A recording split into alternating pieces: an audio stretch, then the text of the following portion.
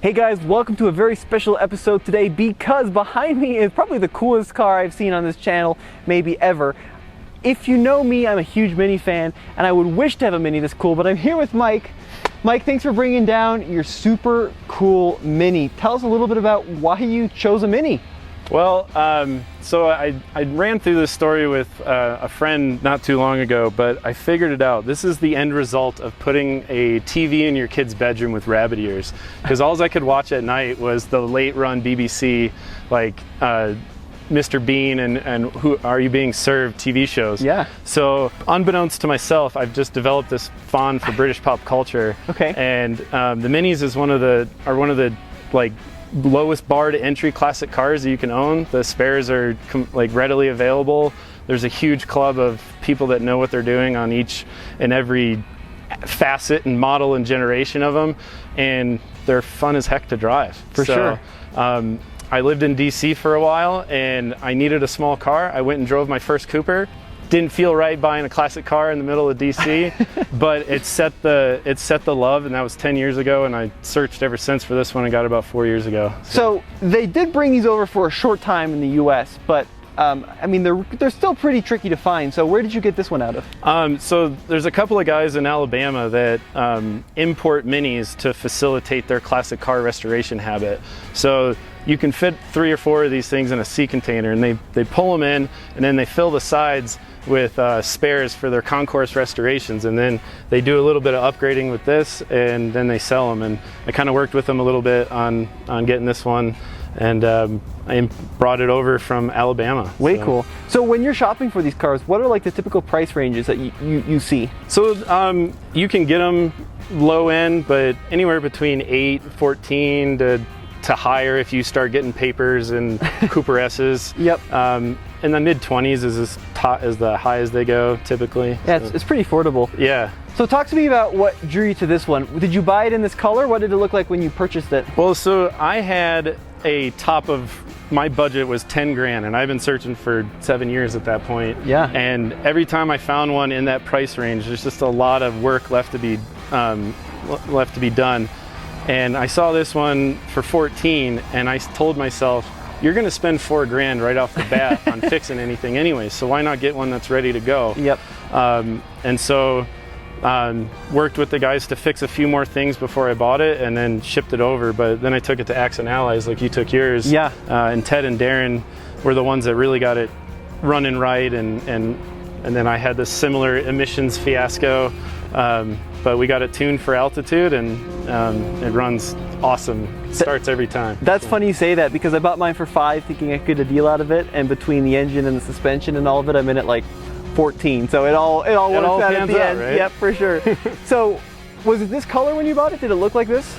So when we bought it, or when the guys in Alabama bought it, it was this color. The previous owner did the late 90s Rover restoration. Okay. It's a 77 British Leyland. So when you hear of British engineering and the strikes in the workforce, like this is the worst of the worst. So it got a full rotisserie. And it was a 850 City in green before, and then they did this Kingfisher blue, and then the guys in Alabama dropped in a rebuilt engine out of Mini spares. Way cool. That's so cool. And then did you do the roof? Did you do the Yeah, the so when I first bought it, it was the first thing I did, because you know the British flag, people put checker flags and different things on them, and we love Colorado, and you got to be proud of it. So yeah, for sure, got to sport it. Well, why don't you pop the hood? Let's see what the engine looks like. Now, I think one of the coolest things has got to be the headlights. Tell me about these. I mean, are they full LEDs? No, they're halogens, but it's like a Northern European spec for snow. So they actually glow in amber to help in inclement weather driving. Super cool. And they just look cool. Dude, they look so cool. Yeah, absolutely. So it's a 1275, and then it's kind of like an American spec would be called like a crate engine, right? Yeah, so you can buy these rebuilt online and drop them in. So you can see some of the pieces from the 850 are still original. So like that is a very small carburetor for this size engine. Okay. With the, I think it's not HIF 44, it's SU4, I believe. and then you just pop your own transmission on it because they all are the same. But this block and this engine has been made from the mid 50s all the way up to 2000. Dude, it's beautiful though. Yeah. Did you do the Red Bull can? Yeah. That's too funny. I love that a lot. You know, and that's it's what gives you wings. It's it makes the spark. So you mentioned one of our Good Mini kind of expert friends custom fabricated you a heat shield for the carb? Yeah. So Darren was trying to get this thing. So there's a bubbler right here for the carburetor, and the heat from the header was heating up the fuel. So every time you'd start and stop it, it would shoot a bunch of fuel into the carburetor. Oh, interesting. And then that was what I was failing emissions on. So we made a heat shield there between the intake and the header and bolted it there and to dissipate the heat a little better, which worked perfectly. Super interesting. I like the red too. I wish mine was red. I need a red block in my car. What I'll tell you, like right off the bat, is this engine is so much more accessible than my fuel injected one. It's like the wiring diagram for this is a single page. Yours is like a little booklet. Dude, it's brutal. I mean, it's like pipes and hoses and vacuum lines everywhere. Yeah. But so you mentioned that you were thinking about installing an electric fan. Yeah. Why is that? So the fan the radiator is driven by the engine, so the fan is dependent on the RPMs, and in stop and go traffic, which it's definitely not made for, the engine's just idling and doesn't get enough airflow over the radiator, so you throw some electric fans on the other side and it takes care of the issue. So what's it like owning a 1275 car? I have my own opinions, but what do you think it's like owning one of these in American traffic? Like, will it do highway speeds? Will it keep up with most folks? It's terrifying. Yeah. You really learn how to drive. It's conservation of energy, right? So like you speed up and you go as fast as you can on the downhills so that you can carry it through the uphills. Pulling out a boulder is always a fun experiment because of climbing out of the valley. I love it because it's honestly, it's maybe a better driver. Like you really have to learn how to use the car and every little ounce of horsepower in it to keep up with modern traffic. Will it do 75 on the? I can get it up into the 80s. Yeah. Okay, interesting. So, but I don't tell Darren that because he'll yell at me for how high I keep the RPM. Yeah, it does scream at that same level. So Ted calls these some of the later cars have these little knobs on the grill. He calls them like the Frankenstein grills because you can pull the grills off pretty easily. Right. And it makes access fixing it a lot easier. Absolutely. So did you do the rally lights in the front? Was that you? No, it came that way. Okay. So super cool. Yeah, and then I did these bigger ones because it looked more rally to me. So I think this is an incredible car, but I'm going to tell you what all the comments are going to be. They're all going to want to know about the wheels. So talk to me about the wheels. They're really cool. And that's where the rally lights kind of come into play. It just kind of came to me one time that this car has a huge lineage and as a rally car from the 60s. It won Monte Carlo 4 years in a row, even though some stupid regulation knocked out one of the years or whatever. But in our generation, it's Colin McRae, right? So it's the Subaru, it's the WRX with the gold rims. Mm-hmm. So the blue, and then there is no Cooper in the 70s or in the mid 70s because of a dispute between Rover and Leyland and John Cooper Works.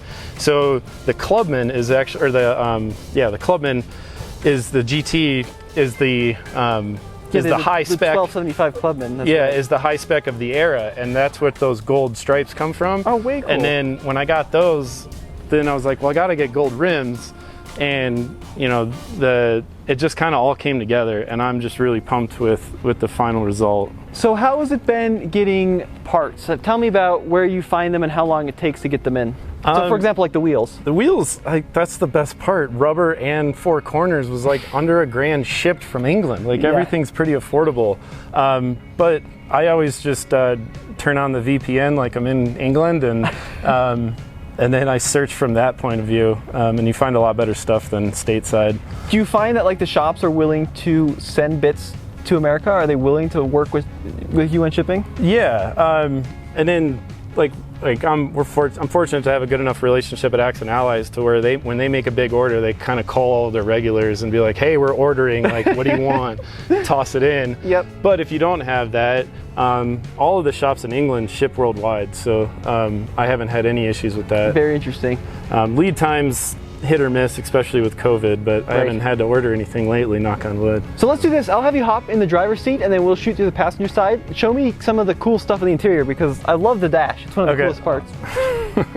So right off the bat, can you explain why it has the Italian tricolor on the seats? So this is a, I'm not sure if it was just a, like, an aftermarket option or a special line in manufacturing, but when the Italian job came out in the 60s, this is the interior in all three of those cars. Jeez. So it's a special Modellita interior, which is one of the cool things about the car.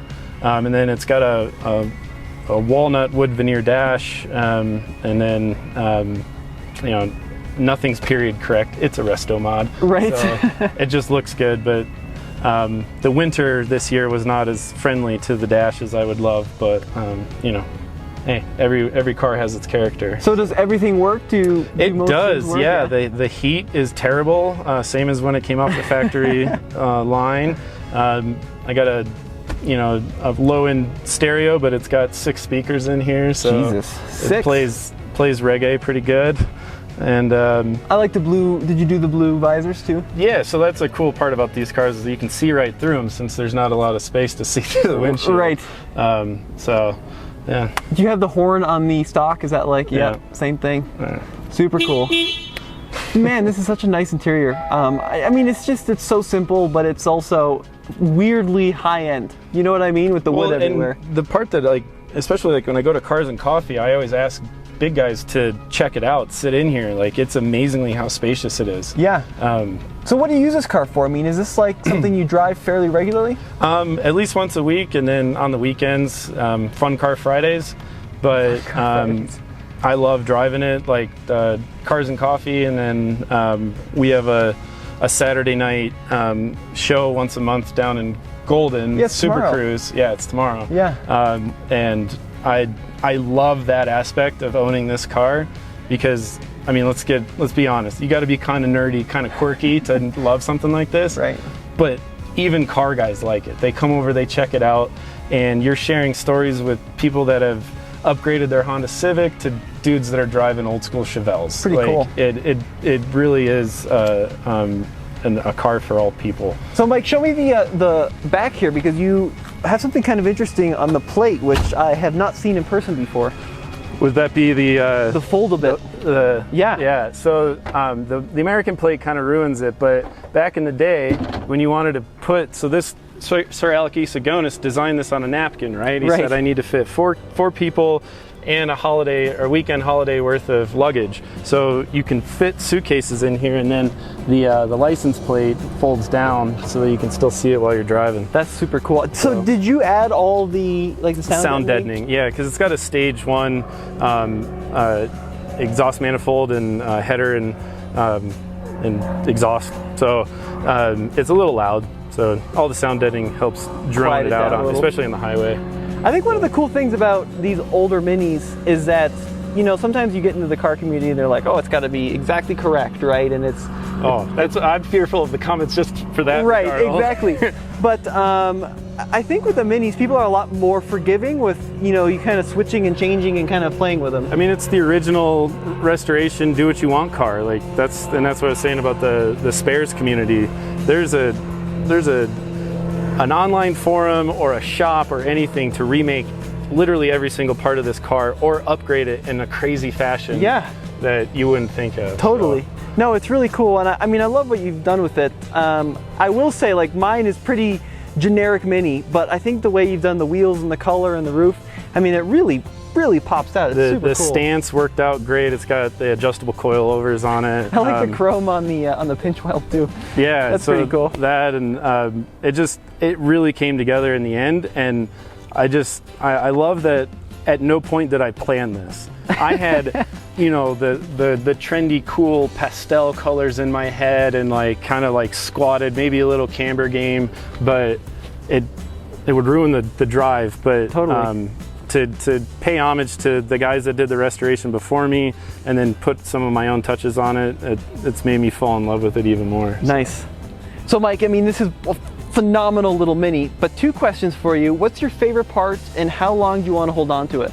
So my favorite part about it is that I haven't found its limits yet. We have a fun little off-ramp here in Boulder, 119 to Iris. Yes. And I have yet to make the tire squeal on it, and that's even trying to chase down my boss in his NSX. Jeez. So that's my favorite part, is that you have to use every bit of power in the engine, and it's a go-kart with an actual license plate. And then how long I'm going to keep it? Man, that's a loaded question. My wife would love to hear me say not much longer, but I think he's part of the family. That's awesome. I even designed a house around him so I can throw him in the corner. Does it have a name? Marty. Marty. He's your drunk uncle that cleaned himself up. I like that a lot. That's too cool. The nice thing is, and maybe she'll appreciate this, like, they don't take up a lot of room. No. You know, they're pretty small. She gets it. She didn't know that I had this much of a car culture bug to me, but meeting the people in the club and just around the community, I mean, everybody smiles when they see this thing, and it's hard not to smile when you're inside of it. True that. Well, Mike, thank you for coming out. Thanks for having me. It. Yep, check out TFL Classics. We're going to have a lot more cool kind of classics and British stuff, so be sure to stay tuned.